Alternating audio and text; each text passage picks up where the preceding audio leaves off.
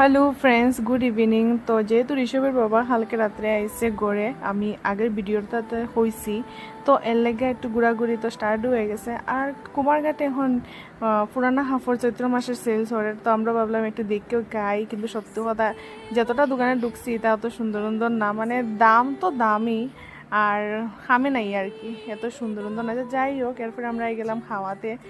বাজারে এলে তো না খাইলে হয় না, যেহেতু ঋষভের শরীরটা বেশি ভালো নাই, আমরা অনেক দিন থেকেও বাইরের জিনিস খাইলাম না।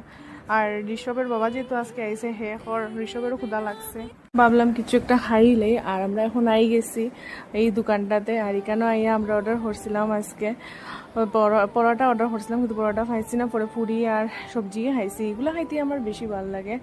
আর রেস্টুরেন্টে গিয়ে খাইতে সত্যি কথা আমার অত বেশি ভালো লাগে না, কিন্তু যেহেতু আসি আরও 3-4 দিন, একদিন তো আমরা রেস্টুরেন্টে যাইমুই। আর আজকে এগুলা দিয়েই আমরা রয়েছে। আমার এখানে যেন এগুলো খাইতে যেত স্বাদ লাগে, আমার রেস্টুরেন্টে গিয়ে এত খাইতে স্বাদ লাগে না। এরপরেও যাই মাঝে মধ্যে রেস্টুরেন্টে, কিন্তু এগুলো গিয়ে আমার বেশি ভালো লাগে না। আমার ওই বাইরের গুলা খাইতে বেশি ভালো। কিন্তু সত্যি কথা, বাইরের জিনিস খাওয়া বেশি ভালো জিনিস না। রেস্টুরেন্টও আর বাইরের যেখানে ঘরে বানিয়ে খাওয়াটাই সব থেকে বেশি ভালো। কিন্তু মাঝে মধ্যে কিছু করার নেই, খাইলাই আমরা।